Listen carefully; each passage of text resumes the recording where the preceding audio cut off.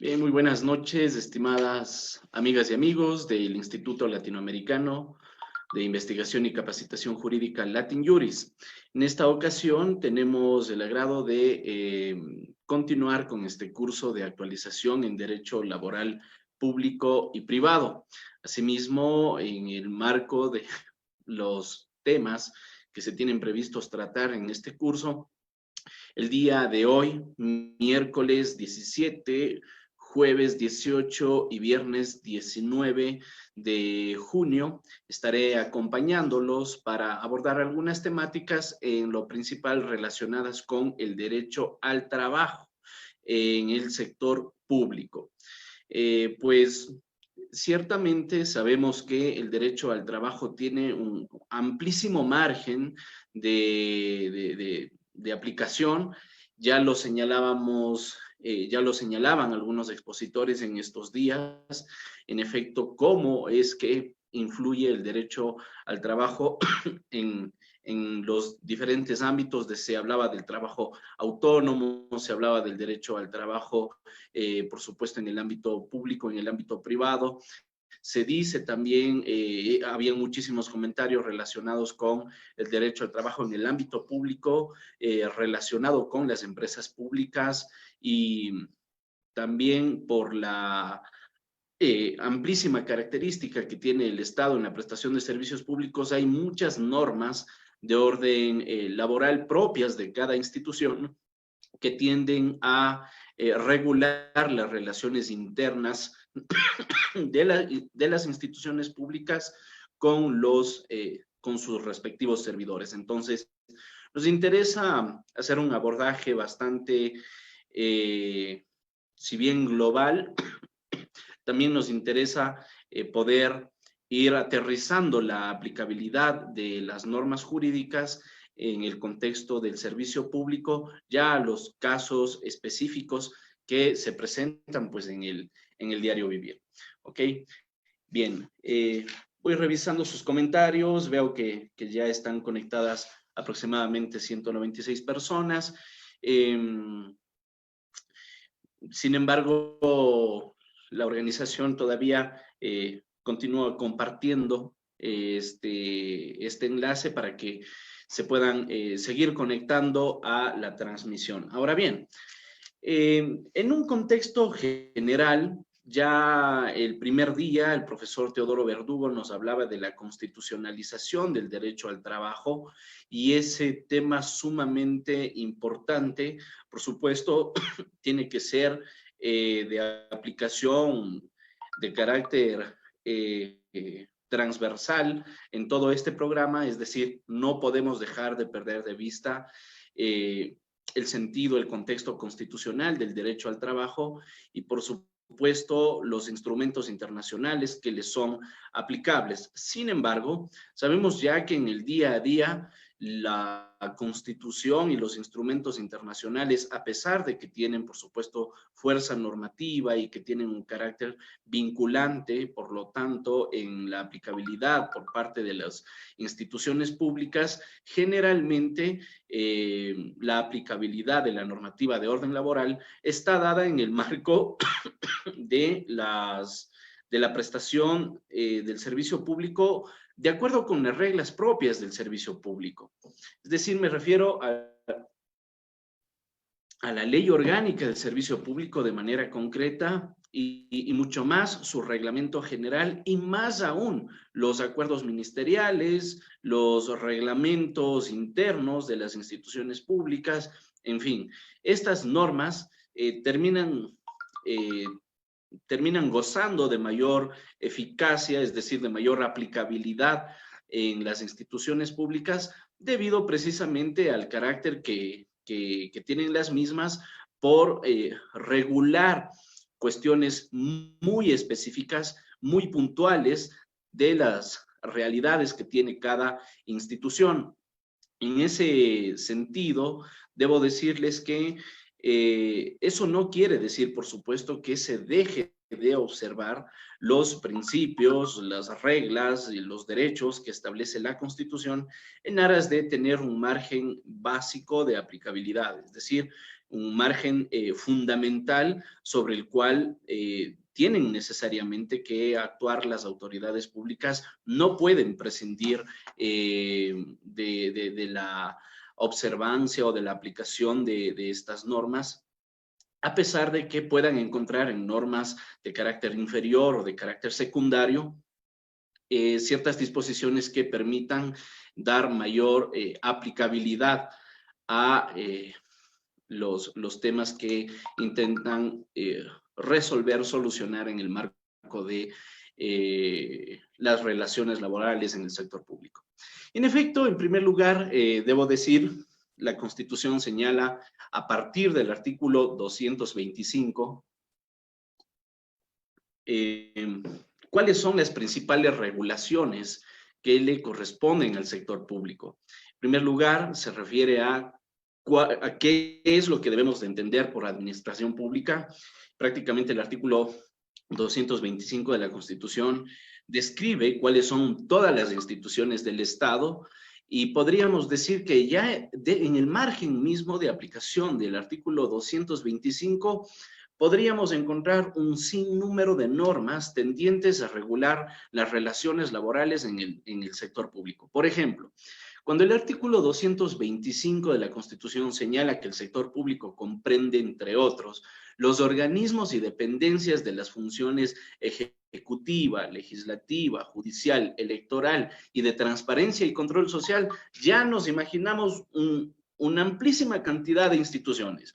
Porque, por ejemplo, solo en la función ejecutiva tienes Presidencia de la República, secretarías, gobernaciones, ministerios, subsecretarías, direcciones distritales, en fin, cualquier cantidad de instituciones, todas ellas derivadas de la función ejecutiva. Luego, la función legislativa por sí misma también tiene su propia ley que regula la función legislativa. También la función judicial tiene el Código Orgánico de la Función Judicial que, por supuesto, también establece un régimen de aplicabilidad propio para los funcionarios de este poder del Estado. Y lo propio como sucede con el organismo electoral y la función de transparencia y control social. Solamente allí, en un primer inciso del artículo 225, ya podemos decir hay cualquier cantidad de normas que nos permitan observar la amplitud que puede tener la aplicabilidad de las normas que rigen las relaciones laborales en el sector público. Luego, también el artículo 225 nos dice que son también las entidades que integran el régimen autónomo descentralizado. Ahí hablamos de prefecturas, alcaldías, gobiernos parroquiales, en general los gobiernos autónomos descentralizados, que también tienen su propia normativa, el Código Orgánico de Ordenamiento Territorial, Autonomía y Descentralización. Entonces, vemos también que hay un amplio margen de regulación para las instituciones públicas. Luego están los organismos y entidades creados por la Constitución y la ley para el ejercicio de la potestad estatal, para la prestación de servicios públicos o para desarrollar actividades económicas asumidas por el Estado. Ahí decimos, en el ejercicio de la potestad estatal están, por ejemplo, instituciones como la Corte Constitucional, que ejerce una potestad que es la del control de constitucionalidad. Luego están también otras instituciones para la prestación de servicios públicos, como el mismo Instituto Ecuatoriano de Seguridad Social, o para desarrollar actividades económicas, vaya, entiéndase actividades económicas o productivas, podrían ser las empresas públicas, calzaría también las instituciones como Petroecuador, en fin, algunas instituciones que de alguna forma ejercen estas actividades económicas del Estado. Y también están las personas jurídicas creadas por actos normativos de los gobiernos autónomos descentralizados para la prestación de servicios públicos. Eso vale decirlo, las relaciones laborales de esas instituciones se regulan en virtud de la normativa de su propia creación a partir de de la ordenanza que los crea, pero también dependiendo de la naturaleza que pueda tener esa persona jurídica, porque los gobiernos autónomos podrían, por ejemplo, crear empresas públicas y en ese contexto tendrían un margen de aplicabilidad propio de la Ley Orgánica de Empresas Públicas. Entonces, como vemos, hay una característica a partir de este artículo 225 de la Constitución que reviste a las instituciones del Estado, y es que tenemos cualquier cantidad de normas, un mundo de normas, para utilizar los términos del jurista Norberto Bobbio, un mundo de normas bastante amplio, que deja ver en efecto que las relaciones laborales, y este es el mensaje que quiero transmitir con el abordaje de este artículo,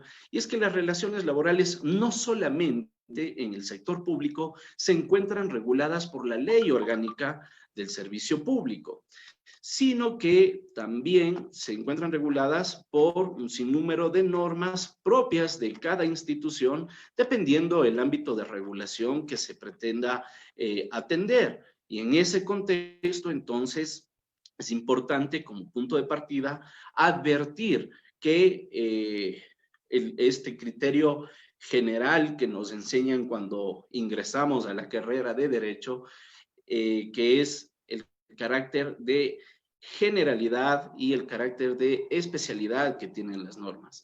Es decir, podríamos considerar a la Ley Orgánica de Servicio Público por excelencia la ley que regula las relaciones laborales en el sector público. Sin embargo, eso no quiere decir que sea la única norma que le regula, porque de plano existen muchísimas otras regulaciones que, de acuerdo con la naturaleza de la institución en la que se pretende pues aplicar las normas jurídicas, se tienen que observar. Así, por ejemplo, en el contexto de la Ley Orgánica de Empresas Públicas, esta Ley Orgánica de Empresas Públicas viene a establecer una suerte de excepción respecto de la jurisdicción, por ejemplo, del personal que trabaja en este tipo de instituciones. Me explico. En general, las relaciones laborales en el ámbito público, digamos, por regla general, tienen una aplicabilidad de la Ley Orgánica de Servicio Público para aquellos que son servidores, funcionarios, en fin, y también un régimen aplicable para sus trabajadores. Sin embargo, ese régimen de aplicabilidad específicamente en el ámbito de las empresas públicas, en virtud de lo que establece la Ley Orgánica de Empresas Públicas, implica que si es que se presenta conflictividad laboral,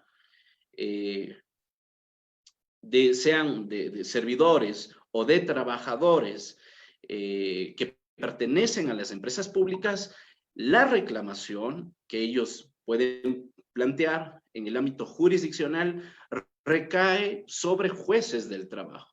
No así con el resto de instituciones del Estado.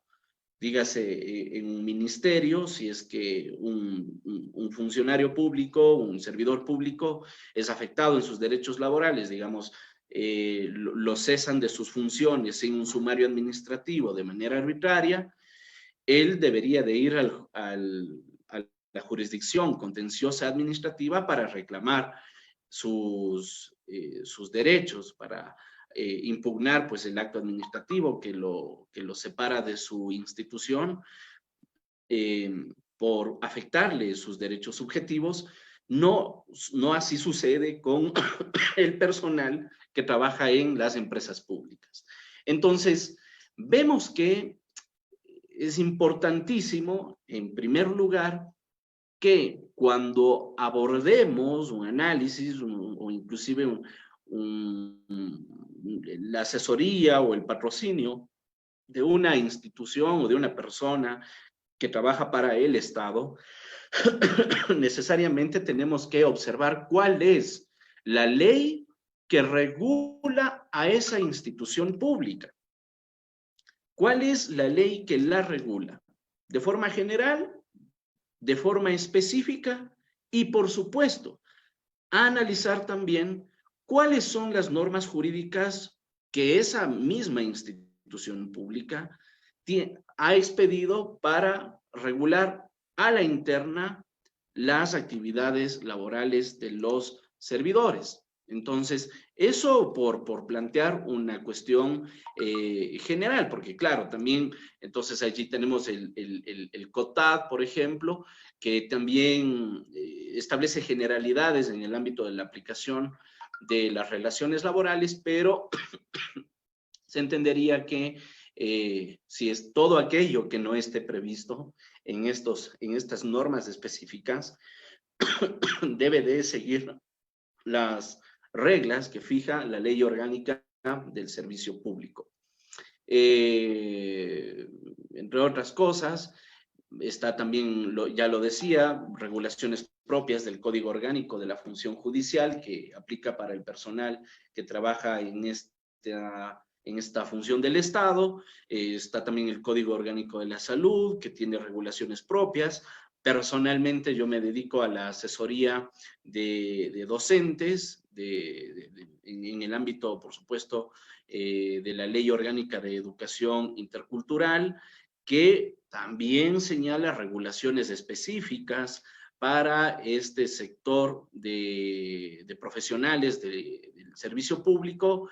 En fin, todo aquello que no esté establecido entonces en las normas especiales que regulan las instituciones públicas en las cuales vamos a aplicar esas normas, se entiende que se aplica subsidiariamente la Ley Orgánica de Servicio Público por ser una norma general en la materia. Ahora bien, quería decir que a partir de las reformas que se han expedido en el contexto del COVID-19, la Ley Orgánica de Apoyo Humanitario, que dicho sea de paso, todavía no es definitiva, la Asamblea Nacional todavía no se pronuncia respecto de la objeción presidencial. Sin embargo, parecería por la dificultad legislativa mismo y por el carácter agravado del procedimiento parlamentario en este momento de la tramitación, parecería que la ley va a pasar de acuerdo con lo que ha objetado el presidente de la República. Sin embargo, decía que esta ley, que regula diversas materias, por supuesto, entre ellas la materia laboral, tiene ciertos ámbitos de acción o ciertos grados podría tener, por supuesto, todavía es proyecto, ciertos grados de eficacia o no en el Estado, considerando la naturaleza de la relación laboral de las personas que trabajan en el mismo. Es decir, de plano, la Ley Orgánica de Apoyo Humanitario establece regulaciones propias para servidores públicos, así como regulaciones propias para personal que se sujeta al Código del Trabajo. Debemos de entender que en una institución pública, los obreros se regulan por el Código del Trabajo y en esa medida le son aplicables aquellas disposiciones de la Ley Orgánica de Apoyo Humanitario que regulan en el ámbito privado la relación laboral. Sin embargo, hay ciertas disposiciones que, a mi criterio, no tendrían cabida con el personal obrero del sector público. Por ejemplo, en las disposiciones a las que ayer hacía referencia el doctor Alejandro Vanegas, se refieren estas normas a que la reducción de la jornada laboral a la que tiene que llegar el empleador con su trabajador por efectos de negociación, de acuerdo con el artículo 18 del proyecto, implica que el empleador necesariamente tenga que justificar que ha tenido una afectación de orden económico, financiero, tiene que presentarle balances, etcétera, etcétera. En el caso del Estado, es muy complicado que eso pase. Yo por eso creo que quizás esa norma casi que sea inaplicable respecto de los trabajadores del Estado, porque por supuesto el Estado no realiza actividad económica. Un ministerio como el Ministerio de Salud o el Ministerio de Educación no realizan actividades económicas, prestan servicios públicos y por lo tanto mal podrían dar aplicabilidad a estas disposiciones específicas de la Ley Orgánica de Apoyo Humanitario.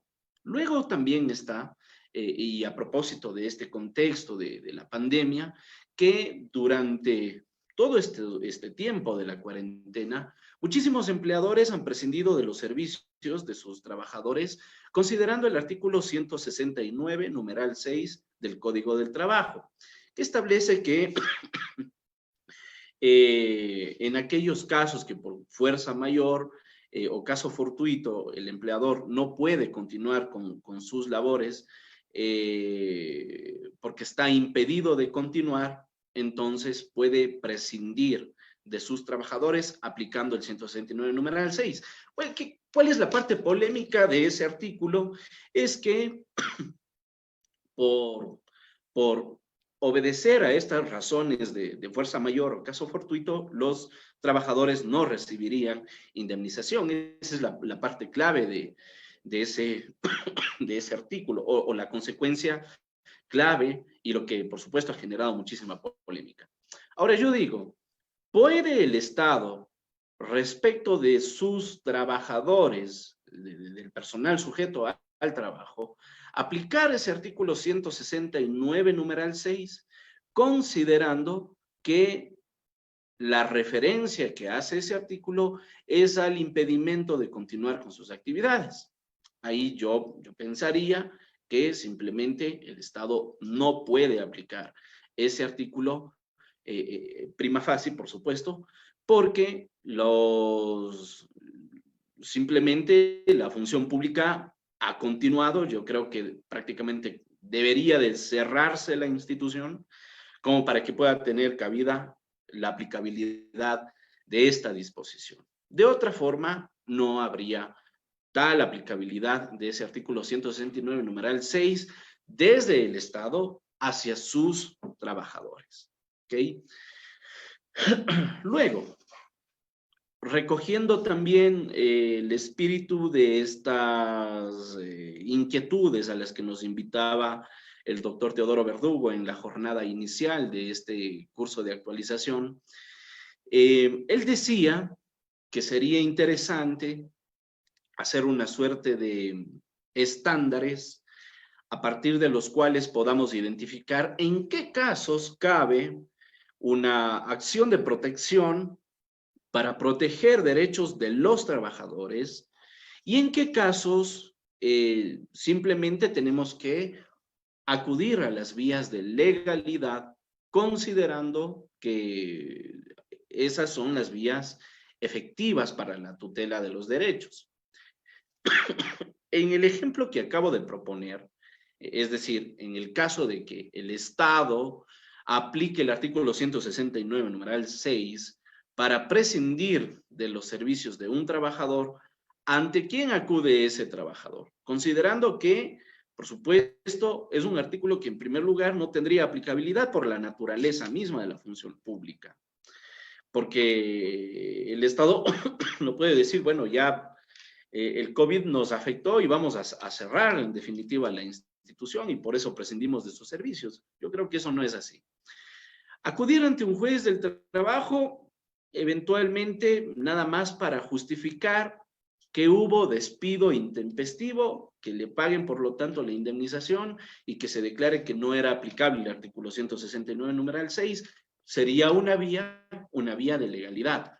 Pero ¿tendría o no tendría una vía de constitucionalidad ese trabajador que podría regresar a la función pública en calidad de obrero, por supuesto, para que se le restituya su cargo, para que se continúe y se respete su contrato, considerando que tiene una acción de protección en virtud de que se ha afectado su derecho a la seguridad jurídica, que se ha afectado su derecho al trabajo, en fin. Entonces, dependiendo de la pretensión, yo creo que puede tener efectivas tanto la vía de legalidad, si solo quisiera reclamar indemnizaciones, como la vía de constitucionalidad, si lo que quisiera es proteger su empleo y continuar prestando sus servicios, reintegrándose al trabajo y, por supuesto, contando con la indemnización del periodo en el que se le afectó por su separación de la función pública.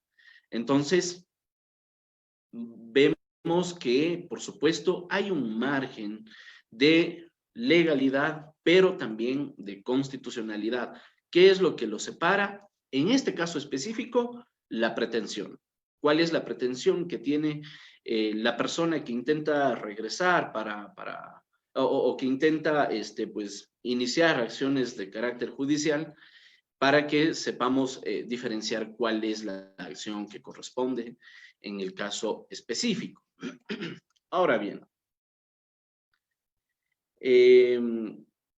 antes de continuar, hay un decreto famosísimo en estos días, salió recientemente, y yo me tomé un tiempo para analizarlo. Me refiero al decreto ejecutivo, permítanme ustedes, decreto ejecutivo 1053, publicado en el registro oficial 207 del 20 de mayo de 2020. Este decreto ejecutivo 1053 reforma el artículo 25 del reglamento a la Ley Orgánica de Servicio Público, que es un acto, y por lo tanto estamos hablando de un acto normativo, me refiero al decreto ejecutivo, es un acto normativo con carácter formalmente inconstitucional. Es un decreto, a mi criterio, totalmente inconstitucional en virtud de lo siguiente. ¿Qué es lo que regula este decreto? Regula la disminución de la jornada laboral en el sector público, ¿no? Principalmente en las instituciones de la función ejecutiva, pero por supuesto, siendo una reglamentación, una reforma al reglamento de la Ley Orgánica de Servicio Público, que establece cómo se aplica pues la ley, y esta ley, como lo decía hace un momento, tiene la potencialidad de ser aplicada en todas las instituciones del Estado. En el fondo habilita la posibilidad de que todo el Estado pueda o no reducir la jornada laboral, como en efecto ya lo vienen haciendo muchísimas instituciones del Estado, pues ya han reducido su jornada laboral a 6 horas, con la finalidad de reducir los sueldos en el contexto de la pandemia, en fin. Decía que considero esta ley como este decreto ejecutivo, el 1053, como inconstitucional por las siguientes razones. En primer lugar, la ley orgánica de servicio público se expide observando un procedimiento formal que está establecido a partir del artículo 132 y siguientes de la Constitución. En ese caso, vale decir también que si el presidente de la República lo que quería era variar el contenido de la Ley Orgánica de Servicio Público, tenía la plena potestad, porque el artículo 134, numeral 2 de la Constitución, le permite, pues, le habilita esa iniciativa legislativa al presidente de la República. De tal forma que, si es que él quería modificar la Ley Orgánica de Servicio Público, no lo podía hacer a través de un reglamento contenido en el Decreto Ejecutivo 1053, que es una reforma al reglamento, sino que tenía que activar esta competencia, ejercer esta competencia, esta iniciativa legislativa y proponer una reforma a la Ley Orgánica de Servicio Público ante la Asamblea Nacional mediante un proyecto formalmente presentado. Porque de otra forma, si es que el presidente no lo hace así, formalmente se aparta del mandato constitucional de que las leyes solamente pueden ser reformadas o derogadas por otra ley de igual jerarquía. En ese orden de ideas, la potestad reglamentaria que tiene el presidente de la República, reconocida en el artículo 147, numeral 3 de la Constitución, le permite, por supuesto, al presidente generar reglamentos que permitan la aplicabilidad de la ley. En efecto, la Ley Orgánica de Servicio Público tiene su reglamento general, que fue expedido por el presidente de la República a través de decreto ejecutivo. Nadie cuestiona que el presidente pueda hacer decretos o que pueda reformarlo en los reglamentos en ejercicio de su potestad reglamentaria. El asunto es que en el ejercicio de esa competencia, el presidente no puede contravenir la ley ni la puede alterar, porque de otra forma estaríamos frente a una modificación de la ley a través de los reglamentos. Y por supuesto, eso es inconstitucional. Luego, la Ley Orgánica de Servicio Público establece en el artículo 25 que la jornada de trabajo es una jornada de 8 horas diarias y la jornada especial es una jornada que puede ser de 8 horas o menos. Pero la jornada especial es una jornada que se cumple atendiendo la misión de la institución o de sus servidores mediante jornadas, horarios o turnos especiales. En función de la misión de la institución, entonces, tenemos que, por ejemplo, instituciones como el Ministerio de Salud Pública, específicamente en instituciones que prestan de manera directa el servicio de salud, hospitales, en fin, por la misión que presta la institución, o la misión que tiene su institución, estas entidades, no pueden cumplir la jornada ordinaria de 8 horas. Es decir, no podríamos nosotros tener abiertos los hospitales solamente desde las 8 de la mañana hasta las 5 de la tarde, porque la misión de esta institución es permanente, es continua. Algo parecido sucede con la policía. No podemos nosotros tener policías que nos presten el servicio solamente 8 horas diarias, porque la misión de esta institución es proteger y servir a la ciudadanía 24 horas al día, los 7 días de la semana. Entonces, en función de la misión institucional, se fijan jornadas especiales.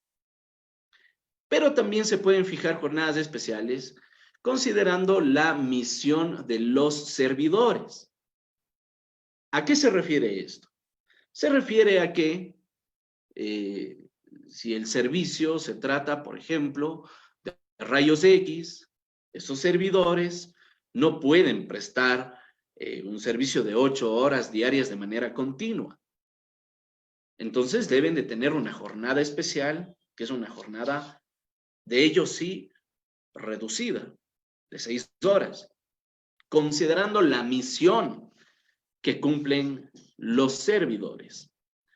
Entonces, cuando la LOCEP establece esta disposición de qué es la jornada ordinaria y qué es la jornada especial, mal hace el presidente de la República y el ministro del Trabajo en interpretar este artículo 25 de la LOCEP como una disposición que permite, a partir de la jornada especial, reducir la jornada de trabajo. ¿Se entiende? Es decir, la jornada especial atiende nada más a la misión de la institución o de los servidores, pero no es una jornada especial, pero esta naturaleza de la jornada especial, según lo que establece la ley, no me permite reducir la jornada laboral del sector público. Aquí viene un principio importantísimo. Decía hace un momento que la Constitución regula a partir del artículo 225 las relaciones laborales al sector público en general, y ya en el artículo 226 de la Constitución se establece el artículo, el principio de legalidad. Ese principio de legalidad que establece que las autoridades públicas solamente pueden hacer aquello que la Constitución o que la ley expresamente les permiten. No pueden hacer aquello que la ley no les permite expresamente. En algún momento, bueno, yo también trabajé 6 años en la función, 6 años y medio en la función pública, por eso es que también he tenido la osadía de abordar estos temas, estos análisis. Fui asesor jurídico en el Estado durante algún tiempo, en diferentes instituciones. Y sucede, claro, que durante este tiempo conocí algunas personas que en algún momento pues me decían que, bueno, no hay ningún problema en hacer tal o cual cuestión porque la ley simplemente no dice nada, ¿no? Entonces, se olvidaban del principio de legalidad, un principio básico a partir del cual solamente podemos hacer en el Estado aquello que está expresamente permitido por la ley. Lo que la ley no nos permite expresamente, según este principio, se entiende que lo prohíbe. Y se entiende que lo prohíbe porque, claro, lo que hay detrás de este principio es desterrar a toda costa la discrecionalidad y la arbitrariedad del Estado. Tal es así que se intenta evitar la discrecionalidad, que hasta la discrecionalidad estatal está regulada por una norma. Hay una norma que establece cómo el Estado puede ejercer una facultad con carácter discrecional. Fíjense, hasta la discreción es reglada en el ámbito público. No se diga, pues, otras disposiciones que tienen normas bastante claras. Eso tiene muchísimo que ver también con el derecho a la seguridad jurídica. Existencia de normas claras, previas, públicas, que son aplicables por autoridad competente. Y, por supuesto, se fundamenta también en el respeto a la Constitución. Dice el artículo 82 sobre la seguridad jurídica. Bien, entonces, si es que esto es así, en virtud del principio de legalidad, el artículo 25 de la LOCEP, que nos establece claramente cuáles son las jornadas de trabajo ordinaria y especial, entonces mal podemos hacer en aplicar o en disminuir la jornada cuando en ninguna parte de la ley se establece aquello. ¿Qué hace el presidente de la República a través de este decreto ejecutivo 1053?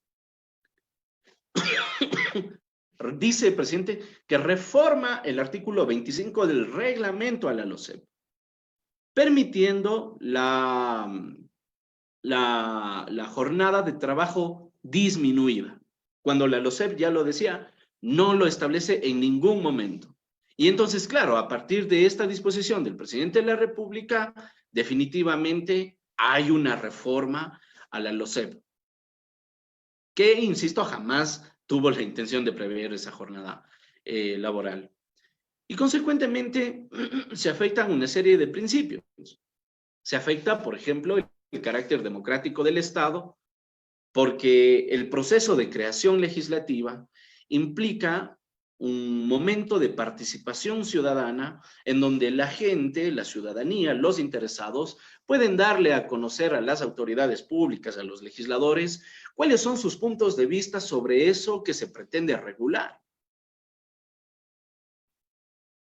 Se afecta el debate democrático, la pluralidad que puede haber detrás de cada norma, ¿verdad? Por el amplio margen de criterios que pueden tener que puede existir en una sociedad. ¿Por qué los reglamentos no necesitan, sin embargo, de esa participación ciudadana para su creación? No lo necesitan porque simplemente tienen que adecuarse a lo que establece la ley, tienen que desarrollar la ley. Ya tenemos la seguridad de que un reglamento no va a contradecir la ley. Sin embargo, pues esto es lo que ha sucedido y es por eso que considero que se afecta directamente el carácter democrático del Estado y que es inconstitucional, por supuesto, porque también afecta el carácter normativo de la Constitución, pues simplemente el presidente o no sabe, cosa que es muy probable, considerando el intelecto de nuestro presidente, o no tiene la asesoría suficiente, o teniendo esa asesoría, pues simplemente toma sus decisiones de mala fe y contradice lo que establece la Constitución, haciendo que ésta pierda el vigor normativo, en virtud de que las autoridades públicas dejan de obedecer los procedimientos como el procedimiento parlamentario que fija la misma Constitución. Luego también esta norma amenaza gravemente el principio de jerarquía normativa, establecido en el artículo 425, porque claro, resulta que las instituciones públicas al día de hoy ya están aplicando el decreto ejecutivo, ya disminuyeron la jornada laboral del sector público por encima de lo que dice el artículo 25 de la LOCEP. ¿Qué prevaleció aquí? Jerárquicamente, una norma de carácter inferior, como es un reglamento, frente a una norma de carácter superior, como es la ley, afectándose un principio básico de la Constitución, como lo es el principio de jerarquía normativa.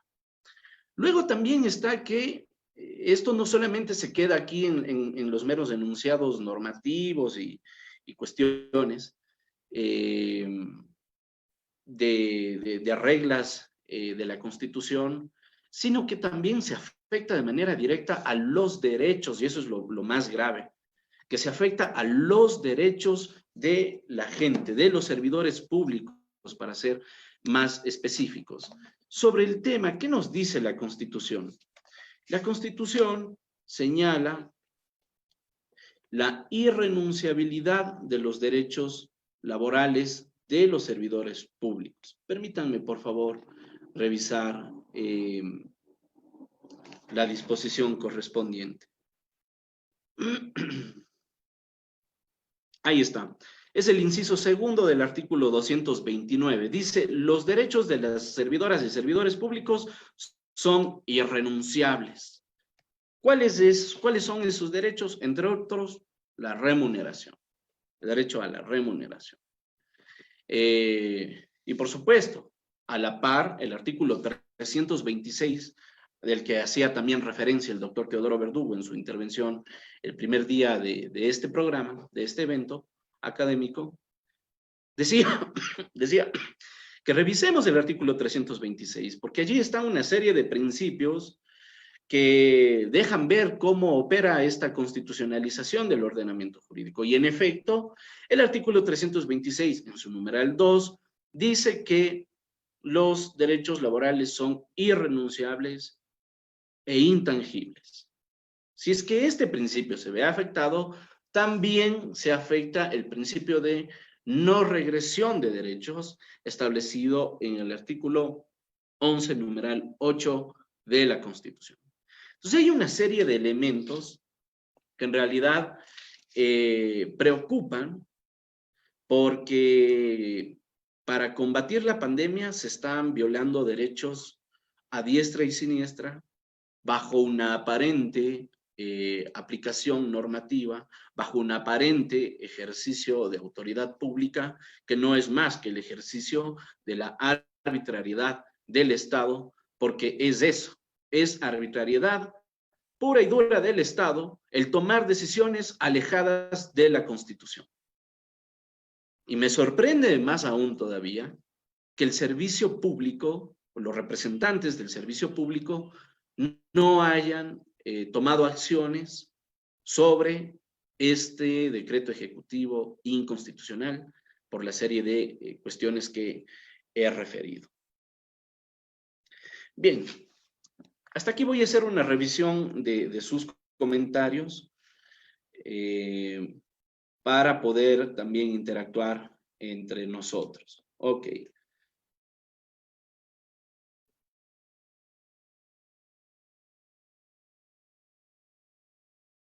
Dice Flor Flores, nos dice qué opinión tiene respecto a que en algunas instituciones dentro de la administración pública están pensando en quitarles el derecho a vacaciones a los trabajadores que por la pandemia y al amparo de un decreto ejecutivo están en aislamiento obligatorio por temas de salud, argumentando que al estar en casa ya tomaron por adelantado las mismas. Fíjense ustedes, terrible esto lo que nos dice Flor. Y claro, esto viene avalado por la ley de apoyo humanitario, ¿no?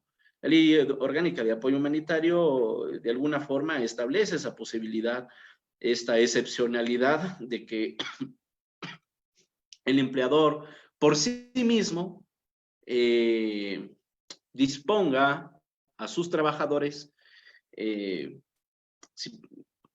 qué fecha ejercer su derecho a las vacaciones. En muchísimos casos, bueno, ha sido por cuestión también de negociación entre trabajadores y empleadores, pero vaya, en el caso del Estado, es importante decir que la ley orgánica de servicio público, cuando regula el tema de las vacaciones, establece que las vacaciones tienen que ser planificadas.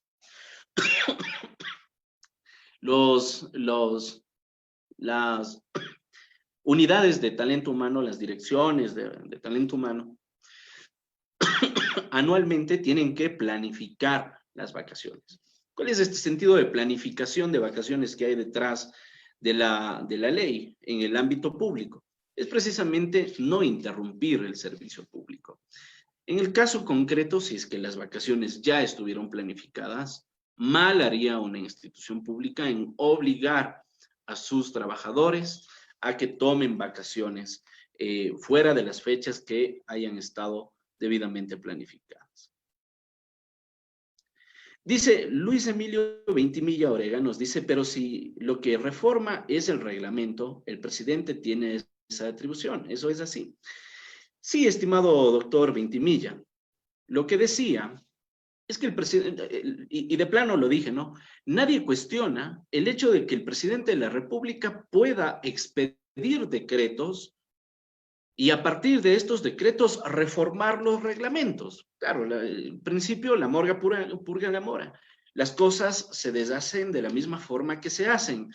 El presidente de la República, cuando crea el reglamento a la LOCEP, el presidente Correa en su momento, en el año 2011 más o menos, saca el reglamento a la LOCEP a través de un decreto ejecutivo.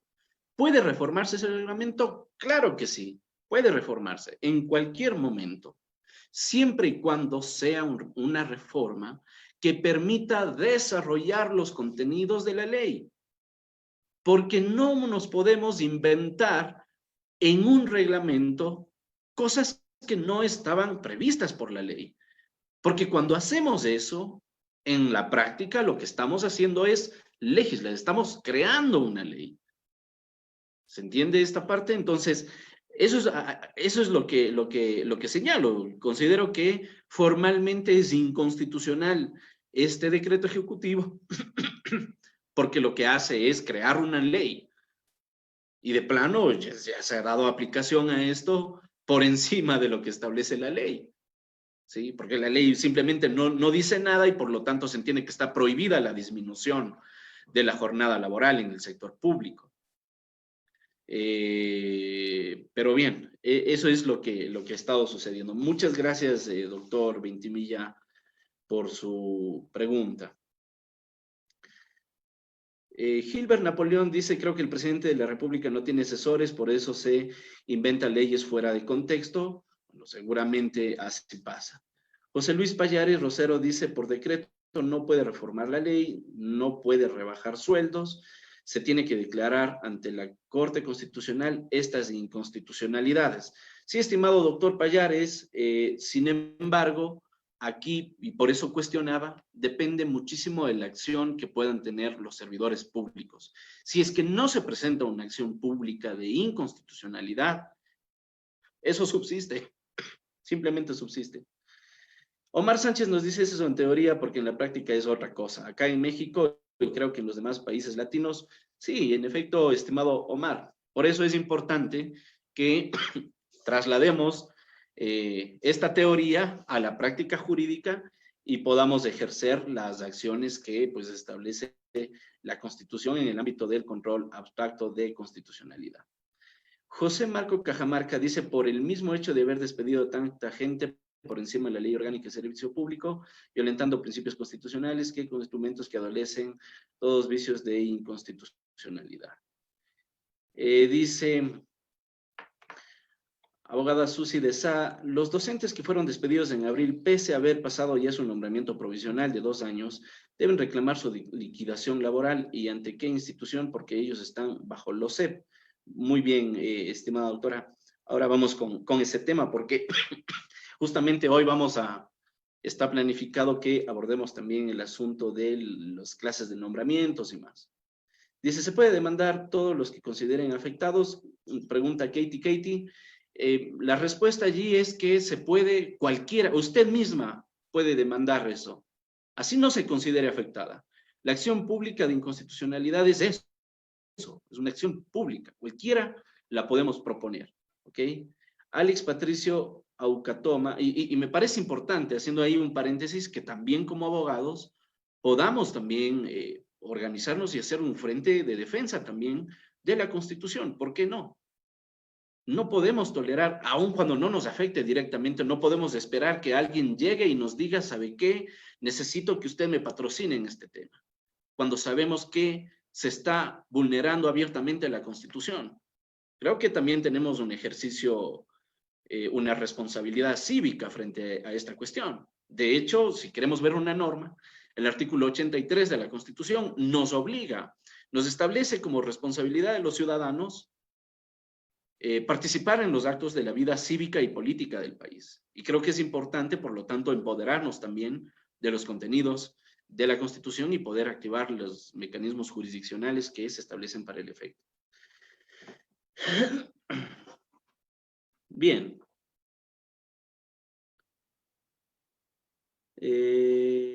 Dice Marcela González, los docentes con nombramiento provisional que fueron desvinculados fue porque no ganaron el concurso de mérito y están regidos principalmente por la Ley de Educación Intercultural. Ok, dice, en el caso de los empleados públicos que prestan servicios públicos, nos dice José Marco Cajamarca, dice, en el caso de los empleados públicos que prestan servicios públicos lícitos y personales, como la Policía Municipal, que están bajo el régimen del Código del Trabajo y sujeto a la contratación colectiva, ahora pasan a regir por la normativa del COESCOP y los CEP, violentando todos los beneficios adquiridos y ahora lo pierden por el solo hecho de aplicar la ley. Miren toda una serie de cuestiones que se presentan. El doctor Freddy Arias nos dice, me uno a ese frente, cuenten conmigo. Excelente, doctor, bienvenido. Y esto es, la verdad, es en serio. Creo que es importante que de verdad podamos, como abogados, asumir la responsabilidad histórica de este momento que estamos atravesando y que podamos ejercer una actividad también patriótica, no necesariamente de interés político o algo parecido, sino en defensa de la Constitución, porque si dejamos que pisoteen la Constitución, pues el día de mañana nos van a pisotear a nosotros también y con toda la razón. Bien, continuando con los contenidos de este programa, voy a referirme a las clases de nombramientos en general. En principio debo señalar lo siguiente, el acceso al servicio público. Es importante referirnos que absolutamente, insisto en esto, toda la actividad de la función pública es una actividad que está arreglada y en ese marco de reglas tenemos que, para acceder al servicio público, tenemos que observar normas relacionadas con el nepotismo, las inhabilidades y las prohibiciones. Cuando hablamos de nepotismo, de acuerdo con la Ley Orgánica de Servicio Público, estamos hablando del parentesco que puede existir entre los funcionarios que ingresan al sector público con la autoridad nominadora o su delegado. Ese grado de parentesco también aplica respecto de aquellas personas que ejercen cargos de carácter directivo en los órganos colegiados, por ejemplo, o que integran órganos colegiados, por ejemplo, los concejales, ¿no? Integran un órgano colegiado que es el Consejo Municipal y pues por lo tanto el nepotismo no solamente aplica respecto del alcalde en el ámbito de los municipios, ¿verdad? Sino también aplica respecto de los concejales, ¿verdad? Porque integran este organismo, este órgano directivo.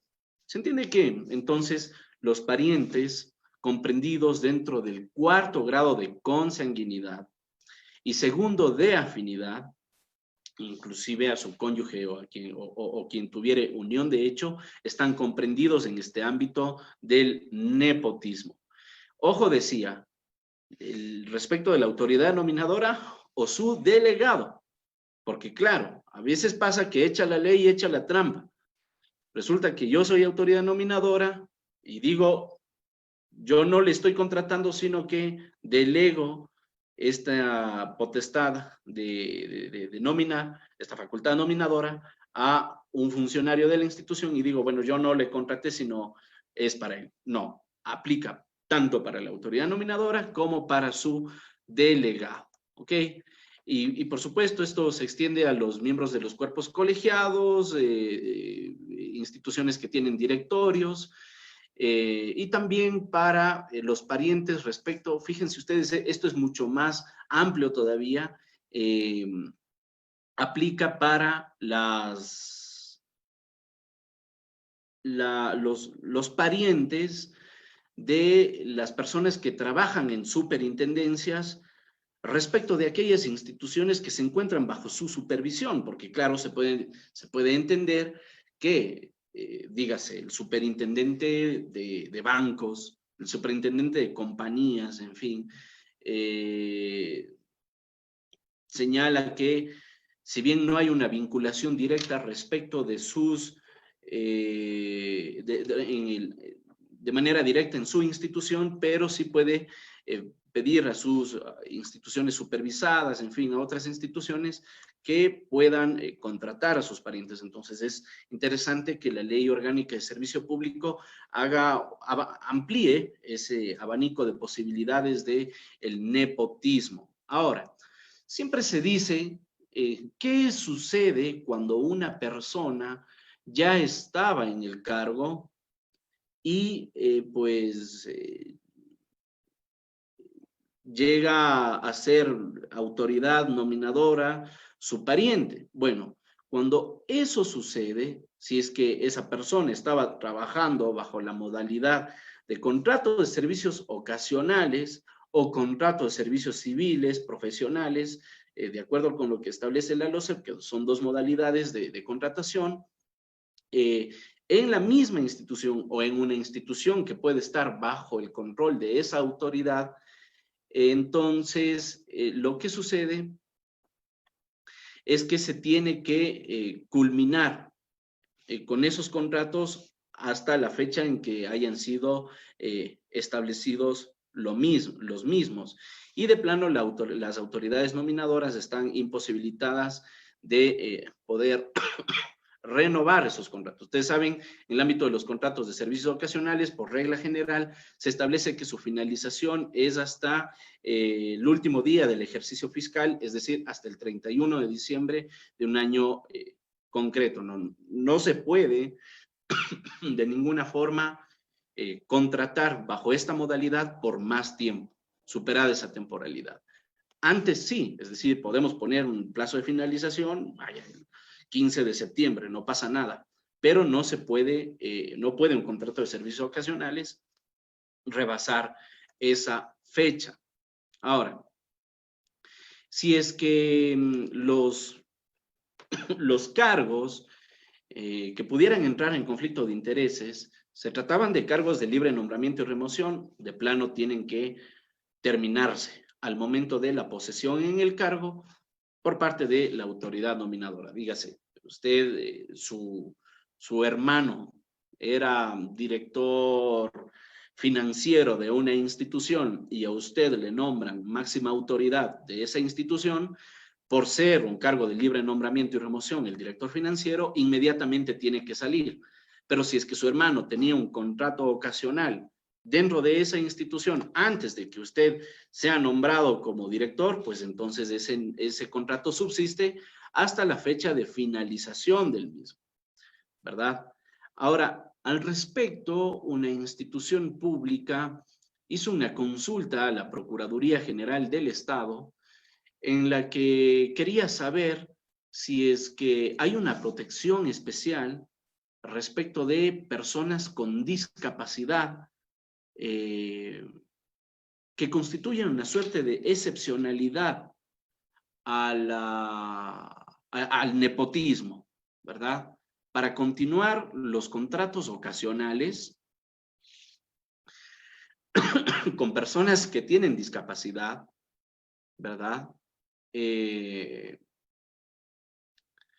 Y que eventualmente tendrían un grado de parentesco con las autoridades de la institución. Al respecto, la Procuraduría General del Estado dijo que se mantiene esta regla. Si es que tenían un contrato antes de que la autoridad nominadora se posesione en el cargo, entonces tienen que continuar hasta que se cumpla el plazo, sin la posibilidad de la autoridad nominadora de poderlo renovar. Fíjense, a pesar de esa estabilidad laboral reforzada que tienen las personas con discapacidad. Es decir, en definitiva, el nepotismo no está habilitado bajo ninguna condición y es por eso que las reglas del artículo 6 de la Ley Orgánica de Servicio Público tiene su aplicabilidad al respecto inclusive de las personas con discapacidad o inclusive también respecto de mujeres embarazadas o en periodo de lactancia. Para lo cual se tienen que observar las reglas específicas de cada uno.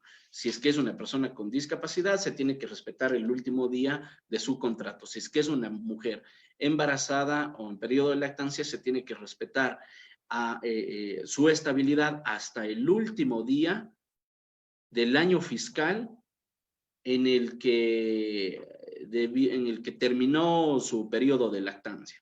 ¿Ok?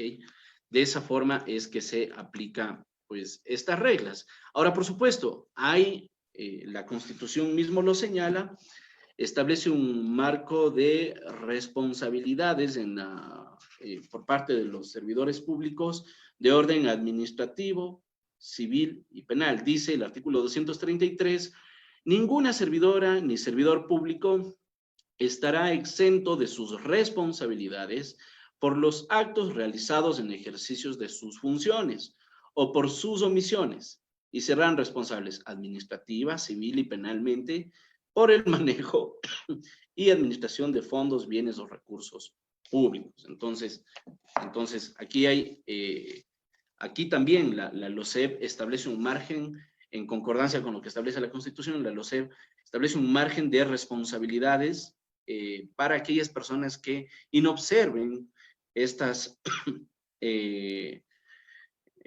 normas sobre el nepotismo en el ámbito del sector público, y tiene que ver básicamente con que administrativamente tiene que ser separada del cargo aquella persona que ingresó que ingresó al servicio público teniendo un grado de parentesco con la máxima autoridad. Y también en el ámbito civil, si es que ingresaron inobservando estas disposiciones, tiene que devolver las remuneraciones que pudo haber percibido durante todo ese tiempo. Y la máxima autoridad, es decir, aquella que tenía el parentesco, o su delegado, el funcionario que no se percató de esta cuestión, tienen responsabilidad solidaria civil para pagar esas indemnizaciones que indebidamente recibió porque simplemente ingresó de una forma irregular en el servicio público.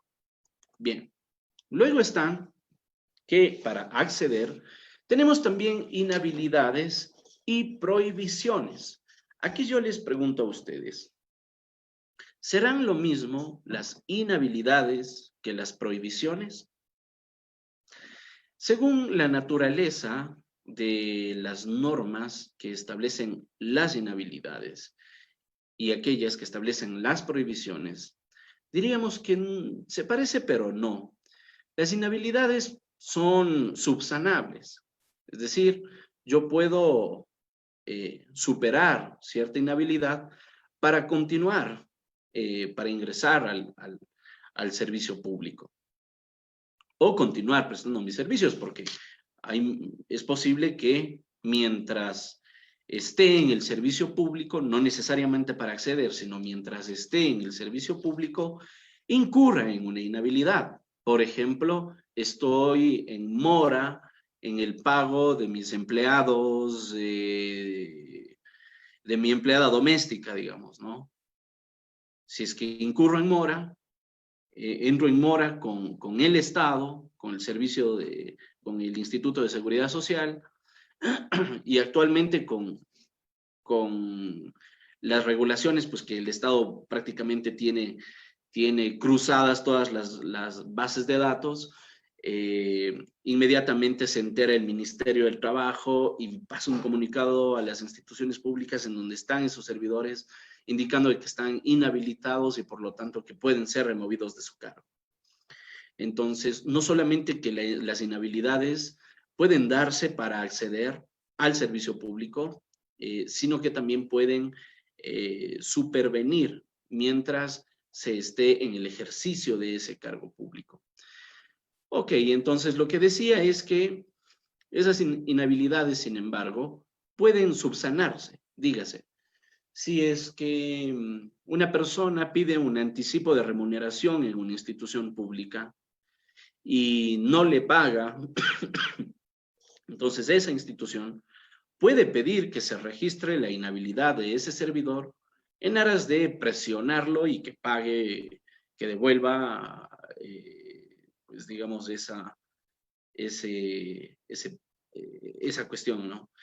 Sobre todo esto ha sucedido en aquellos casos en donde habían servidores que pedían anticipo de remuneración, luego renunciaban y se fueron con 3 meses de sueldo anticipado, ¿no? Entonces, claro, el Estado ya no les podía cobrar, no les encontraba. ¿Qué es lo que tenía que hacer? Tenía que registrar esas inhabilidades de tal forma que por lo menos tenga la presión de que por no poder ingresar a otras instituciones públicas, de alguna forma devuelva ese pago que no lo hizo a tiempo. Entonces, se pueden subsanar. Y por supuesto, entonces está como inhabilidades, estar en mora con el Estado. Se exceptúan, sin embargo, de esta mora con el Estado, aquellos convenios o contratos que llegue a celebrar esa persona que tiene la inhabilidad con el Estado, en la cual se establezca prácticamente un convenio de pago y este convenio de pago pues pueda cumplirse mientras se desempeñe el ejercicio del cargo público. En ese caso no hay ningún problema, tiene que haber una declaración juramentada y tiene que cumplirse el convenio, porque si eventualmente se incumple ese convenio, inmediatamente incurre nuevamente en mora y puede ser cesado de su cargo por remoción. Luego, en el ámbito de las prohibiciones, están otras disposiciones que tienen fundamentalmente que ver con aquellas personas que han cometido delitos en contra de la administración pública, siempre y cuando esas personas estén sentenciadas y su sentencia esté ejecutoriada, es decir, ya no se puede hacer absolutamente nada. Vale decir algo allí. Es posible que una persona, en efecto, pueda estar condenada y su sentencia pueda estar ejecutoriada y aún así su situación jurídica todavía podría reverse. específicamente en aquellos casos en donde se hayan presentado la acción extraordinaria de protección, haya sido admitida a trámite y consecuentemente tenga la potencialidad de dejar sin efecto esa sentencia. Recordemos que la Ley de Garantías Jurisdiccionales establece, entre otros requisitos, que para proponer una acción extraordinaria de protección, la sentencia debe encontrarse ejecutoriada. Entonces, eso, eso es una posibilidad que seguramente no fue contemplada por la ley de servicio público, pero sin embargo vale decir, por supuesto, que el interponer una acción extraordinaria de protección de ninguna forma me da la posibilidad de suspender los efectos de la sentencia ejecutoriada. ¿Ok? Entonces, estas prohibiciones aplican para que nadie pueda ejercer un puesto, cargo o función pública bajo ninguna forma. Inclusive si es que eres de elección popular, tuviste sentencia ejecutoriada, tienes una prohibición. Es una prohibición que es insubsanable. Podría discutirse quizás la constitucionalidad de esta norma, pero es así como está, ¿no? Digo que podría discutirse porque, claro, una persona que fue, digamos, sentenciada por testaferrismo o por tráfico de influencias o por concusión, cohecho, en fin, si es que ya fue condenada y ya cumplió su pena, el establecer impedimentos para que pueda acceder, de alguna forma podría considerarse como una nueva sanción y por lo tanto se estaría eh, esencialmente aplicándole una sanción adicional a la pena, en este caso de carácter administrativo. Entonces, eso podría ser discutible porque eventualmente podría ser discriminatorio. Nadie puede ser discriminado por su pasado judicial. Si es que ya a mí me condenaron y ya cumplí mi pena, ¿por qué tengo que seguir siendo discriminado, verdad? Se entiende que el cumplimiento de la pena precisamente me permite rehabilitarme. Eso, como lo decía algún colega aquí, en la teoría. Pero bueno, son cosas que se pueden discutir. Bien, y por supuesto, por ahí en las prohibiciones también está, fíjense, esto es insubsanable, por lo tanto debería de estar más entre las inhabilidades que en las prohibiciones, el hecho de que una persona pueda tener bienes o capitales en paraísos fiscales. Digo, a mi criterio esto no debería estar entre las prohibiciones porque esa persona que intenta posesionarse en el cargo público podría traer sus bienes o capitales de esos paraísos fiscales o podría trasladarlos a otros lugares que no son considerados como paraísos fiscales, de tal forma que pueda subsanar, digamos, esta prohibición, pero sin embargo está establecida entre las prohibiciones. Ahora bien, sobre las clases de nombramientos que hay en el sector público. Hay 4 clases de nombramientos. En primer lugar están los nombramientos permanentes, luego los provisionales, luego los nombramientos de libre nombramiento y remoción y los nombramientos de periodo fijo. Nombramientos permanentes son aquellos que se expiden para llenar las vacantes mediante el sistema de selección, aquellos que se ocupan luego de un proceso de un concurso de oposición y méritos, finalizado el concurso de oposición y méritos, la persona necesariamente tiene que posesionarse del cargo, posesionado del cargo debe de tener un nombramiento provisional de prueba, superado ese periodo de prueba, tiene el nombramiento permanente. De plano, el nombramiento provisional puede ser de diferentes tipos. Uno, el que le sirve para ocupar el cargo de un servidor que ha sido suspendido en sus funciones o que ha sido destituido del cargo, siempre y cuando ese cargo esté todavía en discusión por medio de un juicio contencioso administrativo, ¿verdad? ¿Qué quiero decir? Una persona que haya sido, por ejemplo, destituida después de un sumario administrativo, propone el juicio contencioso administrativo, no se suspenden los efectos de la decisión, y por lo tanto su cargo está todavía en entredicho. No se sabe si es que esa partida va o no, o debe o no ser eliminada. Entonces es posible que alguien pueda ocupar ese cargo a través de un nombramiento provisional. Nombramiento provisional, ¿ok?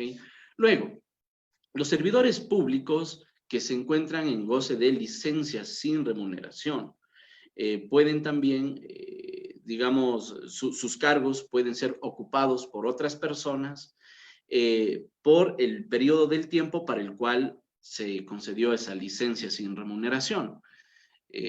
Anualmente, los servidores públicos pueden solicitar hasta 60 días de licencias sin remuneración y durante ese tiempo alguien puede ocupar ese cargo, obviamente, solo por esos 60 días. Entonces, aquí la temporalidad en los nombramientos provisionales es interesante y ya vamos a analizar el por qué. Luego, también sirve para ocupar el cargo de aquel servidor que se encuentra en comisión de servicios sin remuneración o cuyo cargo está vacante. Fíjense ustedes. Comisión de servicios sin remuneración. Un servidor, dígase del Ministerio del Trabajo, fue a prestar servicios en la función judicial. No importa. Tiene que ser, no importa que sea de una función del Estado a otra, tiene que ser en el ámbito del servicio público, la comisión de servicios. Por supuesto, comisión de servicios sin remuneración. Entonces, si es que esto sucede, alguien puede ocupar ese cargo hasta que regrese ese servidor que tiene titularidad respecto de esa partida en la institución pública. O también dice, para ocupar un cargo vacante. Aquí está lo interesante. Porque claro, el cargo vacante, en principio, solamente debería de ser ocupado por el ganador del concurso de oposición y méritos. Y eso ha hecho que en muchísimas instituciones públicas suceda que hay personas con nombramientos provisionales cuyo cargo vacante no se termina de ocupar por concursos de oposición y méritos y por supuesto tienen una expectativa legítima de que se abra el concurso, de que ellos puedan participar. No obstante de aquello, como no hay una temporalidad establecida en la ley para esto, entonces viven con esa expectativa de que se pueda lanzar el concurso de oposición y méritos. Sin embargo, muchas instituciones deciden eliminar ese cargo vacante, eliminar esa partida, ese nombramiento provisional, y claro, resulta que la gente dice, oigan, pero ¿por qué me perjudican de esta forma? Yo he estado varios años estable con nombramiento provisional, y resulta que ahora de la noche a la mañana eliminan el nombramiento provisional y me terminan perjudicando mi derecho al trabajo, y hay muchísimos juicios de esos. De hecho, a ver, si ustedes me permiten, de hecho, la Corte Constitucional del Ecuador tiene en este momento, para su proceso de selección y revisión, un juicio, tiene seleccionado varios casos sobre acciones de protección que se propusieron con la finalidad, que se interpusieron con la finalidad de tutelar los derechos de los servidores que tenían nombramientos provisionales, pero que fueron cesados de sus cargos. A ver, no encuentro. Esto es importantísimo porque, ¿qué sucedió? La Corte Constitucional, en ejercicio de su competencia de selección y revisión, puede, en efecto, elegir los casos que provengan de las garantías jurisdiccionales como la acción de protección, y en ese contexto puede elegir uno o varios casos que tengan semejante naturaleza para poder unificar criterios jurisprudenciales. Y en este caso ha sucedido eso. La Corte Constitucional observó que mientras funcionarios del Consejo de la Judicatura presentaron acciones de protección para tutelar su derecho al trabajo y se respete su nombramiento provisional hasta que sea definitivamente ocupado por un ganador de un concurso de oposición y méritos, mientras que el Consejo de la Judicatura ha hecho esto y por lo tanto, digamos, han habido funcionarios del Consejo de la Judicatura que demandaron a esta institución por prescindir de sus servicios a pesar de su condición. Han existido muchísimas sentencias en donde se dice, bueno, hay vulneración de derechos constitucionales y por lo tanto reintégrese al cargo. Luego, otros jueces en otras ciudades, en casos exactamente iguales, han dicho, señores, aquí no hay vulneración de derechos constitucionales, por lo tanto, se niega la demanda. Entonces, esto se encuentra actualmente en proceso de, ya fue seleccionado el caso, la Corte Constitucional debería de sacar su sentencia de revisión. Les digo para quienes tengan interés, porque esto va a fijar un precedente importantísimo en el ámbito de lo que tiene que ver con nombramientos provisionales de aquellos cargos vacantes. Es el caso número 40-19-JP y otros. Les repito, el caso 40-19-JP y otros. Fíjense ustedes, en esta acción, en este caso específico, la Corte Constitucional selecciona como 10 casos. Selecciona como 10 casos para decir, bueno, en el uno aceptan, en el otro no aceptan, y entonces nosotros, como somos la Corte Constitucional, el máximo órgano de interpretación, control y administración de justicia constitucional, nos vamos a pronunciar y vamos a tener la última palabra sobre si hay o no hay vulneración de derechos en este caso específico, y por lo tanto hay que estar atentos a lo que suceda con esta causa, porque de esa forma entonces podremos ya tener un criterio definitivo sobre qué es lo que pasa con esto de los nombramientos provisionales. Yo creo que sí es posible tutelar los derechos al trabajo para que se garanticen estos nombramientos provisionales, porque se entiende que detrás de ellos se ha generado un cargo vacante y ese cargo vacante implica que en una institución pública existe una necesidad permanente, que es una necesidad permanente que está a su vez asociada al servicio público y por lo tanto es un cargo de interés público. Rechazar esa necesidad permanente implica de alguna forma afectar también la prestación al servicio público, ¿verdad? Entonces creo que debería de existir, ojalá exista un pronto pronunciamiento por parte de la Corte Constitucional. Luego está también que los nombramientos provisionales pueden otorgarse a los que ocupan un cargo del nivel jerárquico superior. Ustedes saben, directores, coordinadores, las máximas autoridades, en fin. Luego está también que los nombramientos provisionales se pueden dar a quienes están en periodo de prueba. Cuando yo gané el concurso de oposición y méritos en el Instituto de Estadística y Censos en el año 2015, me dieron primero un nombramiento provisional, tuve que estar 3 meses en periodo de prueba, superas ese periodo de prueba, superas esa evaluación y tienes ya tu nombramiento definitivo. ¿Ok? Luego están los nombramientos para los cargos de libre nombramiento y remoción, ¿verdad? Que son fundamentalmente para los que ocupan puestos de dirección política, estratégica, administrativa, las máximas autoridades de la institución, en fin. Y también los cargos de periodo fijo.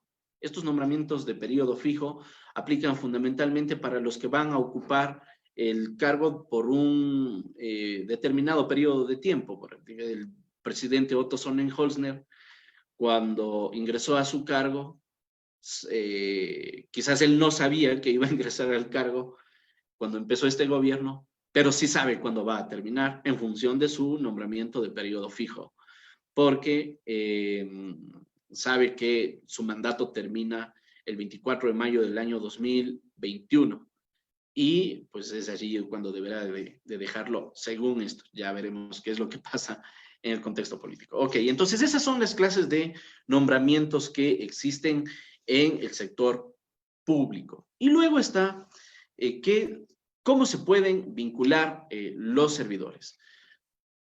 Una de las herramientas más empleadas por el Estado durante muchísimo tiempo son los contratos ocasionales. En primer lugar, debo decir que los contratos ocasionales se producen, por supuesto, luego de un proceso de selección de personal. Vaya, la revisión de carpetas que realiza la unidad de talento humano.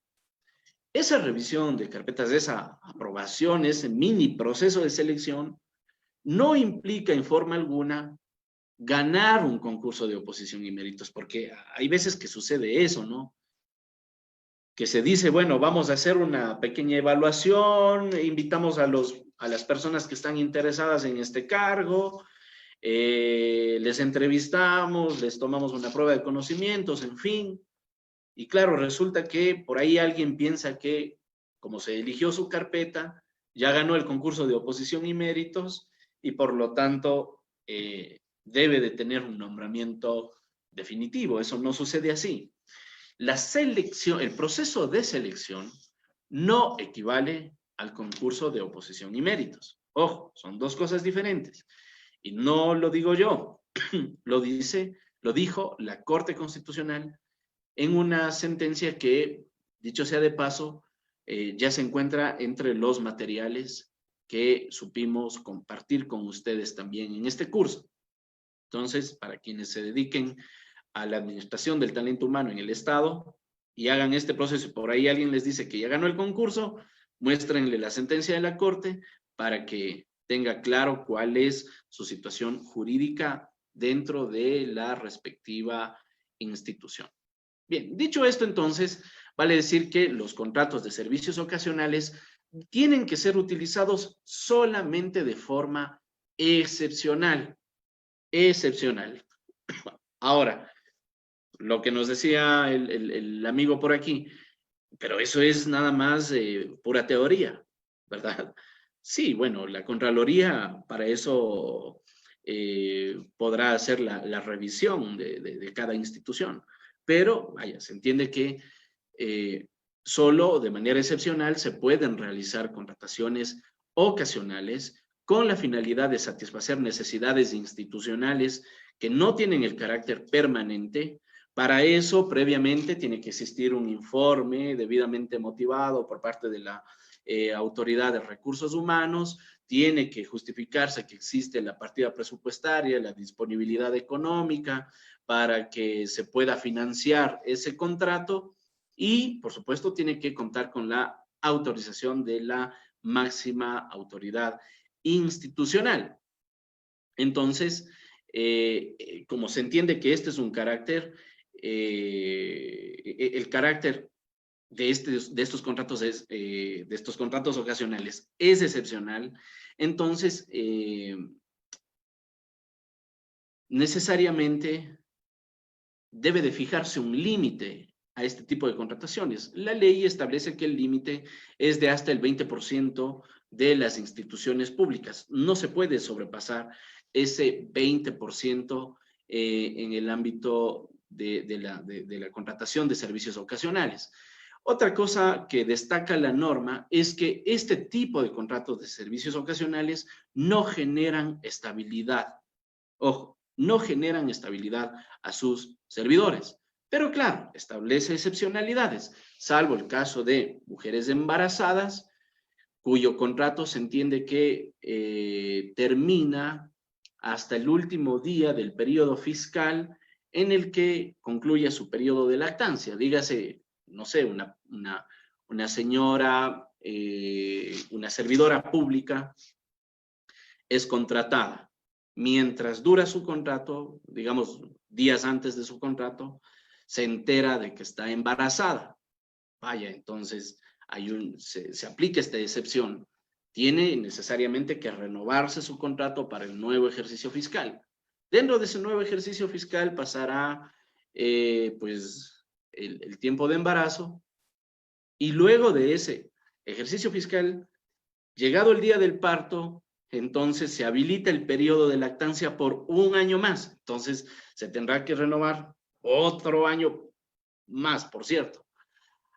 Y la duración de ese contrato finaliza el año en el que termina el periodo de lactancia. Entonces hay un periodo bastante amplio de protección para las mujeres embarazadas y en periodo de lactancia. Hay también protección especial para las personas que tienen discapacidad. Las personas o con capacidades especiales, como lo quieran llamar. Las personas con discapacidad debidamente acreditada por la institución pública correspondiente, sea el Ministerio de Salud o el CONADIS, gozan de estabilidad laboral reforzada. Estabilidad laboral reforzada que, por cierto, ha sido también corroborada por parte de la Corte Constitucional a través de sus sentencias y, por lo tanto, jurisprudencia, que de alguna forma nos conduce a lo siguiente. Ese 20% de contratación de personal al que se refiere el artículo 58 de la LOCEP no cuenta para el caso de personas con discapacidad. No cuenta. Por lo tanto, yo puedo contratar con servicios ocasionales más personas que puedan tener algún grado de discapacidad. Pero al realizar esa contratación, debo de tener en cuenta que ellos tienen estabilidad laboral reforzada y como no entran en el ámbito de la regla de los contratos de servicios ocasionales, entonces puedo renovarle de manera permanente sus contratos sin que esté contraviniendo la ley de ninguna forma. Y esto lo digo porque personalmente, disculpen ustedes la tos, lo decía porque personalmente me ha tocado patrocinar algunos temas en donde las personas con discapacidades en la función pública se les ha dado de plano terminado su contrato porque dicen, bueno, ya llegamos al fin del ejercicio fiscal y usted se tiene que ir. No, la norma dice que no forman parte de ese 20%, ¿ok? Tanto más que inclusive todas las instituciones públicas deben de propender a tener el 4% de su personal, sea persona con discapacidades. Esto con la finalidad de brindarles las oportunidades laborales. Y decía, además de eso, tienen estabilidad laboral reforzada, porque no podemos prescindir así nomás de los servicios de una persona que tiene discapacidad. Cuando esto sucede, es decir, cuando se aplica simplemente la separación, la cesación de funciones porque, vaya, se cumplió el plazo del contrato o porque puedo prescindir de los contratos ocasionales en cualquier momento, y esto lo hago respecto de una persona que tiene discapacidad, se entiende detrás de eso que hay categorías sospechosas. Es decir, presuntamente usted prescindió de los servicios de esa persona en razón de su discapacidad. Entonces, para prescindir de sus servicios, tiene que justificar, más allá de lo que le establece la norma, acreditando que en realidad no obedece a su condición de discapacidad, sino a otros elementos, a otros factores.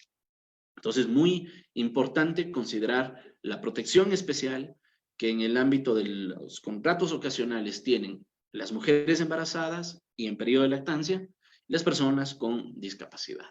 Y yo le agregaría ahí otro grupo, las personas que tienen bajo su cuidado a una persona con discapacidad. Porque, claro, no se le protege a él sus propios derechos, sino se protege de alguna forma el cuidado que se tiene respecto de una persona con discapacidad, ¿ok? Luego, en todo caso, estos contratos pueden durar hasta por 1 año y pueden renovarse hasta por 1 año más y pare de contar. Se entiende que es excepcional. Pero si es que esto no sucede y se continúa contratando por servicios ocasionales para que se presten el mismo servicio, entonces se entiende que la necesidad pasa a ser permanente. Permanente. Entonces, claro, ustedes sabrán, seguramente conocen gente que trabaja en el Estado, que ya trabaja, vaya, 4, 6, 8 años bajo la modalidad de servicios ocasionales. Y lo que es peor, en muchísimos casos, con servicios ocasionales de mes a mes, ¿no? A cuentagotas, ya tienen firmados más contratos de trabajo que remuneraciones percibidas, parecería que es así. Y bueno, ¿qué es lo que sucede con ellos? Ha pasado tanto tiempo que están prestando los servicios bajo esa modalidad que las instituciones en la práctica han generado ya una necesidad permanente. Y cuando generan una necesidad permanente, necesariamente tienen que convocar a un concurso de oposición y méritos para que esa vacante sea ocupada ya de acuerdo con las reglas que establece la Constitución y la ley. Es decir, ganando un concurso y posesionándose pues de su cargo, previamente asignándole un nombramiento provisional. Y otra vez regresamos al asunto del nombramiento provisional, si genera o no derechos. Yo creo que sí. Creo que sí genera derechos el nombramiento provisional porque, claro, detrás de eso puede estar situaciones como esta, que hayan personas con muchísimos años, con un contrato de servicios ocasionales, y por esa misma razón se generó una necesidad permanente, y por haberse generado una necesidad permanente, la institución tiene que convocar a un concurso de oposición y méritos. ¿Ok? Entonces, claro, lamentablemente se ha desnaturalizado el uso, se ha abusado de los contratos de servicios ocasionales con la finalidad de que la gente pues permanezca sin estabilidad.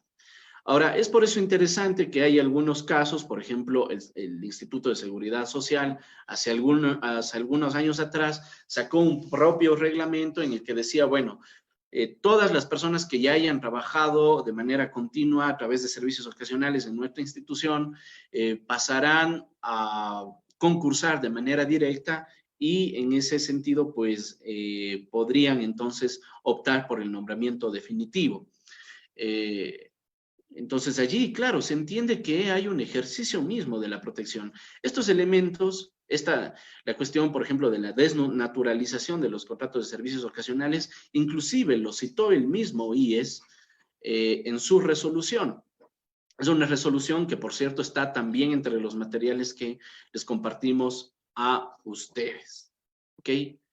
Y luego está la posibilidad también de que en el servicio público se pueda vincular a las personas a través de contratos de servicios profesionales. Estos servicios profesionales tienen que ver con servicios técnicos especializados cuando el personal de la misma institución no puede cumplir con determinadas funciones, es insuficiente, ¿verdad? O eventualmente se requiere no sé, unas técnicas especializadas, de conocimientos especializados que no los puedan tener los funcionarios de la misma institución y por lo tanto no los puedan satisfacer. Entonces, cuando hablamos de contrataciones, hablamos de contratos ocasionales o de contratos de servicios profesionales. Estos, por cierto, son de carácter civil y se pagan a través de honorarios. Cuando hablamos, en cambio, de nombramientos, Hablamos de nombramientos permanentes, nombramientos provisionales, que tienen diversas categorías, también de libre nombramiento y remoción, y también nombramientos de periodo fijo. ¿Okay? Luego, y con esto finalizamos, está el acceso, cómo accedemos al Estado. El artículo 229 señala que se tiene que acceder a través de un concurso de oposición y méritos. Por eso, la misma Corte Constitucional en varias sentencias ya ha señalado que no puede, por la vía jurisdiccional, una persona exigir un nombramiento definitivo si es que no ha sido ganadora de un concurso de oposición y méritos.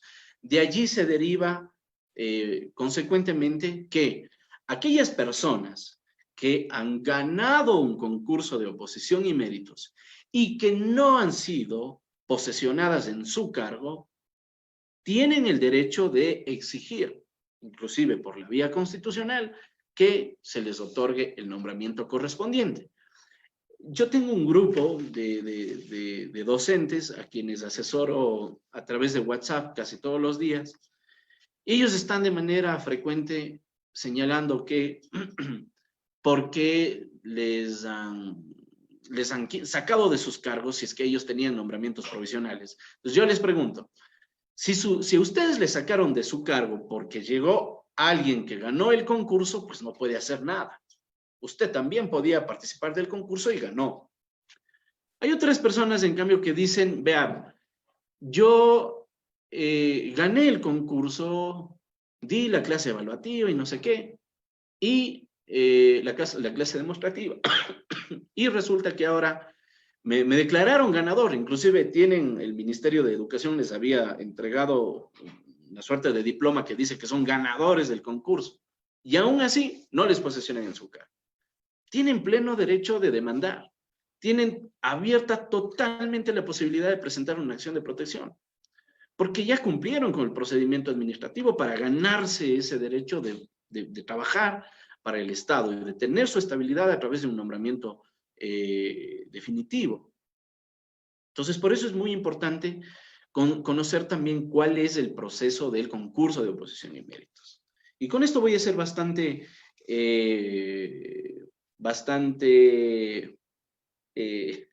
vaya, no encuentro la palabra, bastante concreto para no excederme el tiempo preparado o previsto para estas charlas.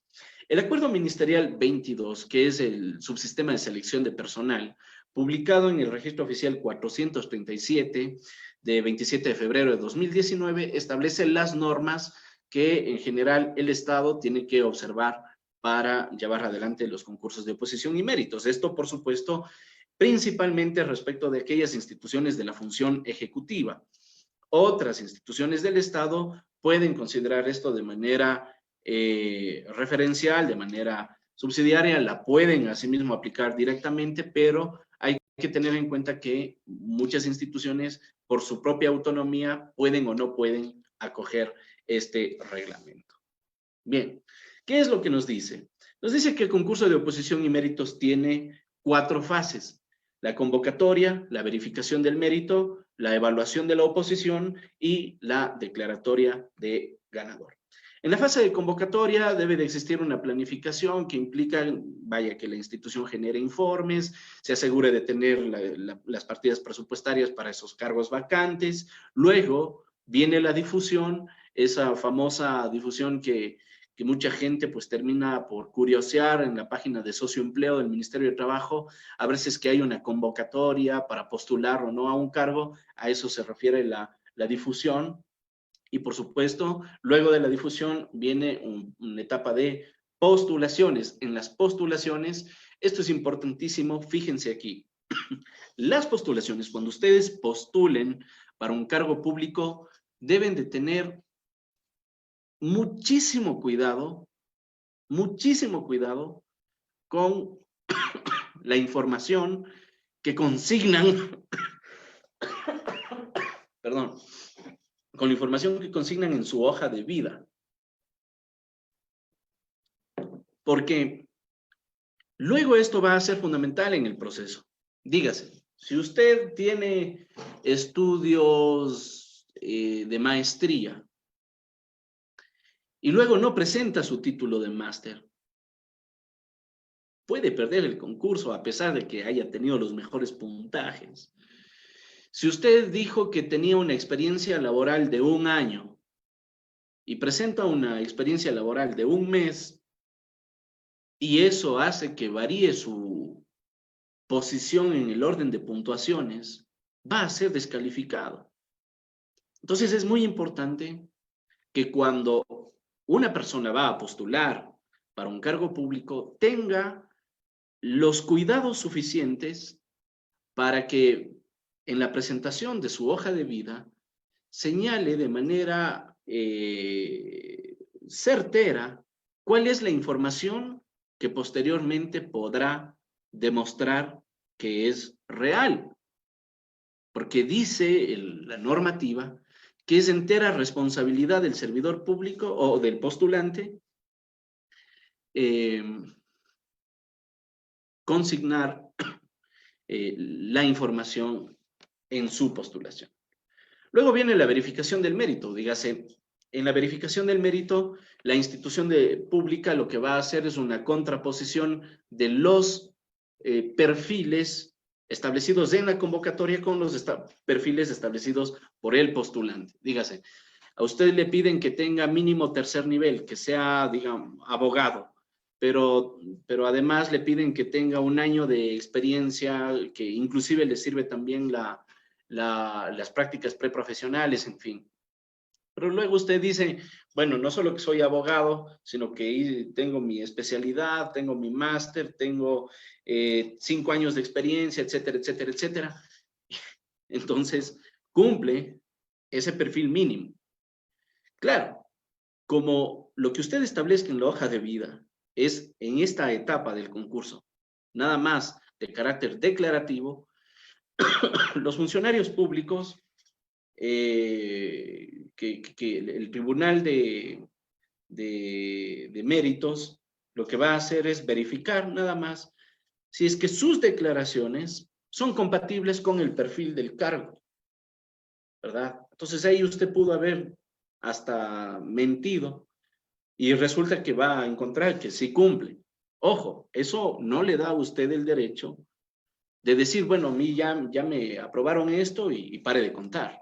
Porque hay una etapa que es la etapa subsiguiente, en la etapa de la evaluación de la oposición, van a verificar si es que su documentación que puso en su hoja de vida es o no real. Entonces, en esta etapa de evaluación de la oposición se toman las famosas pruebas psicométricas, los conocimientos técnicos y la entrevista. De todo esto sale un puntaje tentativo final, que sumado a las acciones afirmativas, se da un puntaje final. Es interesante, la Corte Constitucional recientemente, en la sentencia número 7-11-IA, diagonal 19, dijo, ante una acción pública de inconstitucionalidad, es una de las cosas que también se ha discutido muchísimo aquí en este país, en este caso, una persona demandó un reglamento de un concurso de oposición y méritos del Consejo de la Judicatura, cuya convocatoria se establecía que el concurso de oposición y méritos para 101 cargos de jueces de la familia, mujer, niñez y adolescencia, y contravenciones, se entregaba puntos adicionales a las mujeres, ¿verdad? Entonces, alguien consideró que eso era inconstitucional. Consideraba que no eran medidas de acción afirmativa, sino que era un privilegio injustificado en favor de las mujeres en un concurso de oposición y méritos. La Corte Constitucional en esta sentencia dijo que esta asignación de puntos adicionales a las mujeres por el hecho de ser mujeres persigue un fin legítimo, es decir, un fin constitucionalmente válido, que es eliminar toda forma de discriminación. Luego dijo que era una medida idónea, ¿sí? Luego dijo que era una medida proporcional porque tenía como propósito prevenir y proteger los derechos de las mujeres. Y también dijo que era una garantía de la democracia, porque es deber del Estado promover escenarios de igualdad en espacios donde las mujeres han sido históricamente discriminadas. Entonces, claro, a esa persona que consideró que era inconstitucional darle puntos adicionales a las mujeres en los concursos de oposición y méritos, simplemente pues ya la Corte se pronunció sobre ese tema y dijo es plenamente constitucional. Entonces, las instituciones que convoquen entre sus medidas de acción afirmativa pueden establecer estándares para otorgar puntos adicionales a grupos que han sido históricamente discriminados, avalados en virtud del precedente que acabo de citar por parte de la Corte Constitucional. Entonces, solo así, superadas todas estas etapas, superados estos puntajes, verificadas las acciones afirmativas, viene el puntaje final. Llegado el puntaje final, viene la declaratoria de ganador. Cuando usted le declaran ganador del concurso, tiene un derecho. No puede la institución pública dejar de reconocer ese derecho, de respetar ese derecho y tiene que posicionarle en el cargo, ¿verdad?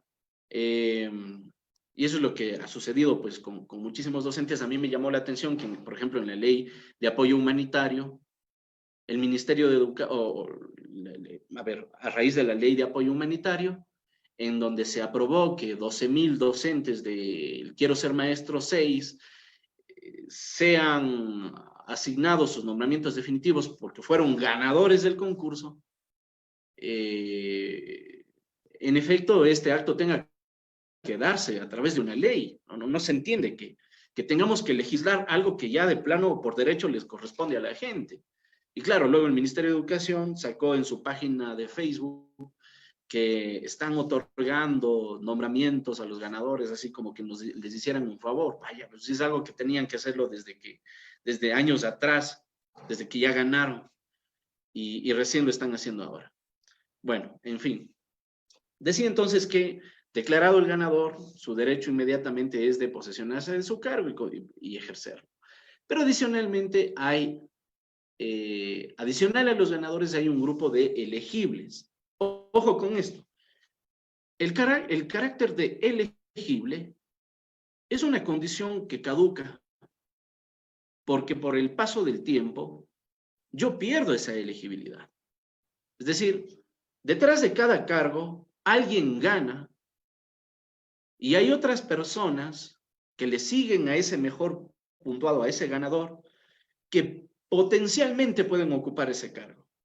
Para que lo hagan, tiene el ganador o tiene que renunciar o no se posesiona de su cargo, o habiéndose posesionado, digamos, renuncia, o antes de posesionarse desiste, digamos, o habiéndose posesionado también, no sé, fallece, ¿ya? Entonces, ahí entran los elegibles.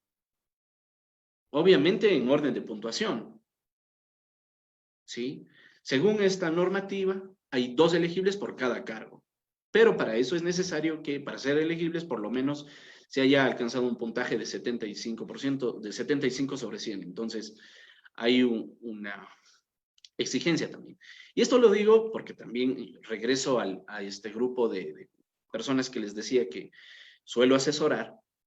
Muchísimos docentes me dicen, oigan, a mí me quitaron la elegibilidad y esto es terrible lo que están haciendo y más. No es que se quita. Es una condición que usted tiene y que caduca.